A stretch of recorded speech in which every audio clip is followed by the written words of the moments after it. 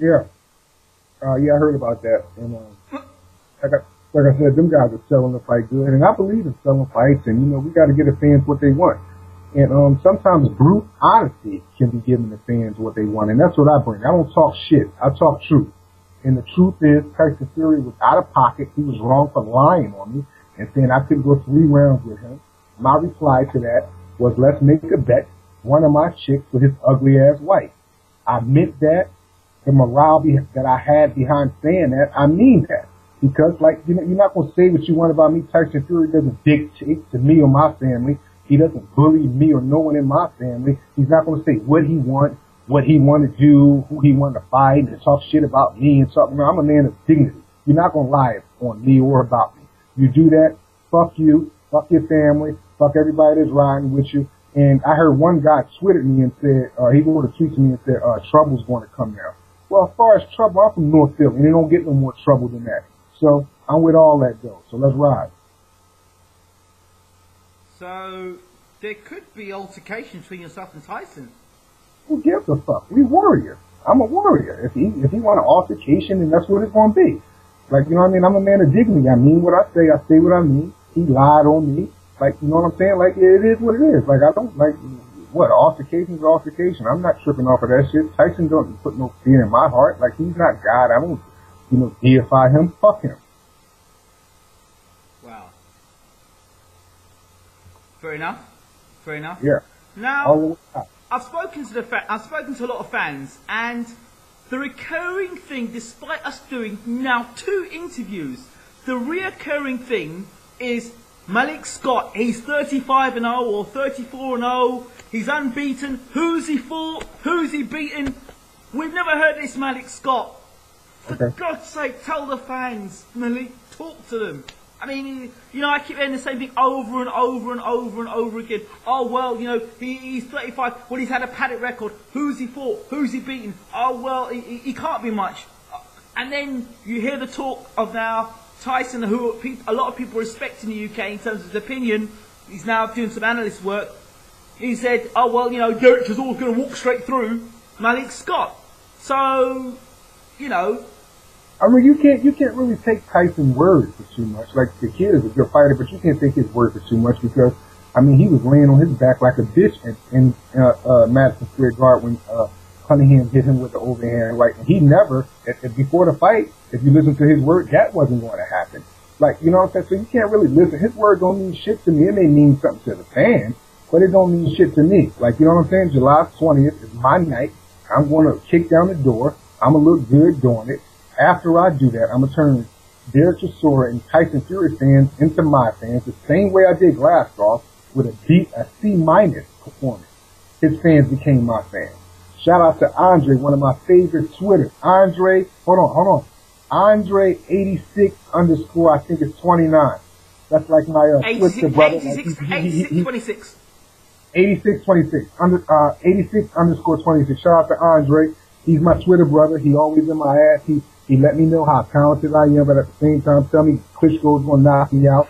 I need all that love. I appreciate all that brute honesty. But he wasn't my fan before. I make people become fans of mine.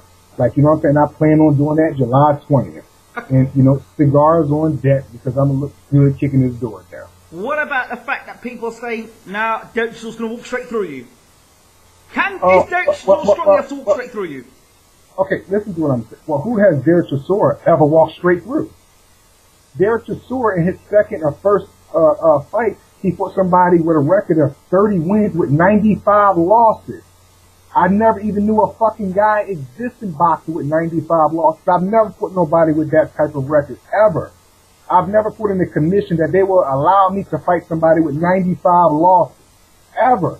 So people can criticize me about who I fought and who I didn't fight, but I'm going to prove to them on July 20th, there's a reason that I'm the most ducked heavyweight in boxing, that I'm the most frustrated heavyweight to box in the ring, that I'm the most deceiving heavyweight to box in the ring. This shit may look easy from the outside. When you get up in there with me and you're up under that fire, and that target is not there how you thought it was then, you start dealing with frustration and all that. It's a totally different thing. When Don Charles can't do nothing but give you a glass of water, or a sip of water, it's a totally different thing.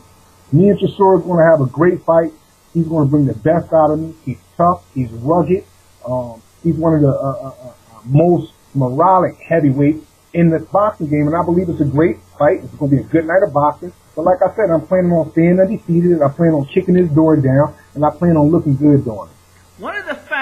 Another one of the fans asked me the question to ask you, do you see Derek Chisora as a step up or a step down? Or I see Derek Chisora a step up, not just for me, but for any heavyweight on the planet.